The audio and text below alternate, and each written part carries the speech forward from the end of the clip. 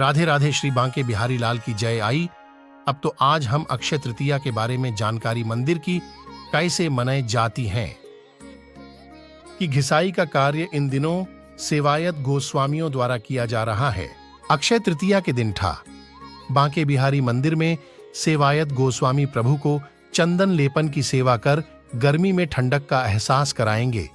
इसके लिए लगभग 125 गोस्वामी परिवार अपने घरों और मंदिरों में पत्थरों के शिला पर चंदन घिस रहे हैं।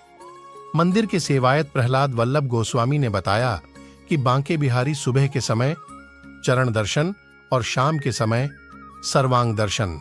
मंदिर सेवायत ने बताया कि इस पर्व का मंदिर के गोस्वामी और देश विदेश के भक्तों को पूरे वर्ष इंतजार रहता है। दिव्य दर्शन के लिए तिथि से 1 माह पूर्व ही सेवायत गोस्वामियों के घरों में मैसूर से मलयागिरी चंदन भक्तों के सहयोग से लाया जाता है। ठाकुर जी के चरणों में खजाना इसीलिए साल भर नहीं होते।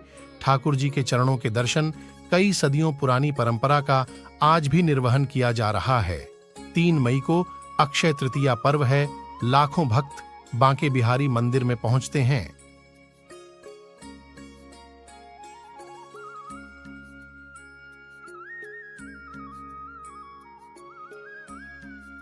करीब 500 साल पहले जब निधिवन राज मंदिर में संगीत सम्राट स्वामी हरिदास की संगीत साधना से प्रसन्न होकर बांके बिहारी प्रकट हुए, तब स्वामी जी अपने लड़ैते बांके बिहारी की भाव सेवा में डूबे रहते थे। हालात ये थे कि ठाकुर जी की दिन भर की सेवा करने के लिए आर्थिक संकट था।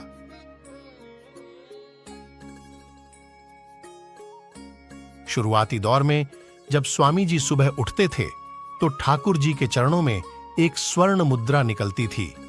स्वामी जी इसी स्वर्ण मुद्रा से आराध्य बांके बिहारी की सेवा और भोगराग की व्यवस्था संचालित करते थे। यही कारण है कि ठाकुर जी के चरणों के दर्शन किसी को नहीं करवाए जाते थे।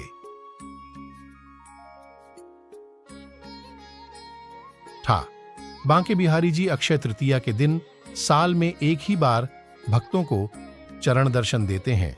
ठाकुर जी के चरणों में अपार खजाना है। मान्यता है ठाकुर जी के चरण के विलक्षण दर्शन करने वाले की हर मनोकामना पूर्ण होती है।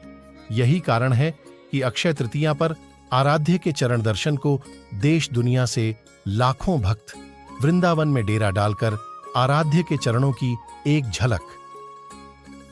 इस दिन ठाकुर जी सुबह तो राजा के भेष में चरण दर्शन देते हैं और उनके चरणों में चंदन का 1.25 किलो वजन का लड्डू भी रखा जाता है। मंदिर सेवायतों की माने तो ये चंदन का लड्डू भी इसी मान्यता के तौर पर रखा जाता है कि स्वर्ण मुद्रा के दर्शन भक्तों को करवाए जा सकें। सुबह राजा के भेष में चरण दर्शन देने के बाद शाम को बांके बिहारी के पूरे श्री